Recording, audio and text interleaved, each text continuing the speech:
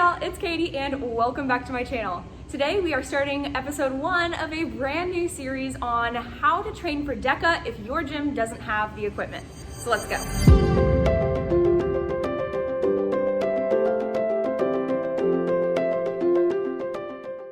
Deka is such a fun functional fitness event to be a part of, but it has such specific equipment requirements that your gym might not have.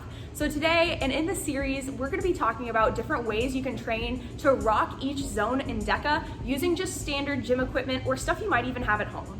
So we're not gonna be talking strategy in this series, we're just gonna be talking about how you can train for each specific zone with the equipment you might already have at your gym. And we'll be looking at 2 areas specifically, number 1, strength, and number 2, mobility. So for today's video, we're gonna jump right into zone 1, ram reverse lunges without the ram.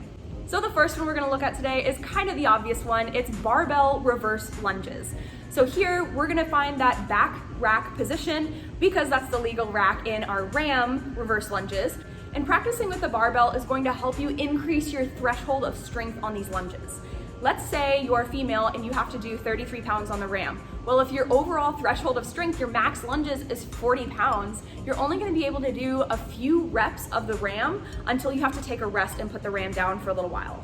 So if we up the overall threshold of strength, if you're able to do, let's say 75 pounds on the barbell lunge, that's gonna give you a lot bigger base to where you can knock out those 33 lunges without taking a rest, and you might be able to even put some speed into it.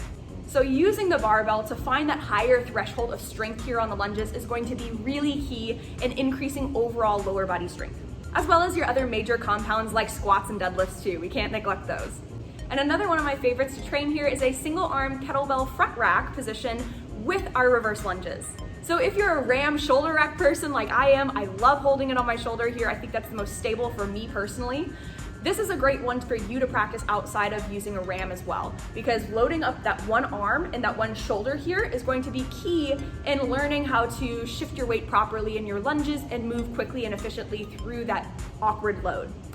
And of course, another great way to build strength, especially in the depth of the lunge here, is to find a static lunge hold in the depth position. So we're gonna lift the knee off the floor about an inch and then hold that position for just as long as you can per side, whether that's 10 seconds, 20 seconds, maybe 30 seconds at first, and then building on time and then adding some dumbbells to it as you progress. That's gonna be another great way to help build those muscles that you need for the lunge.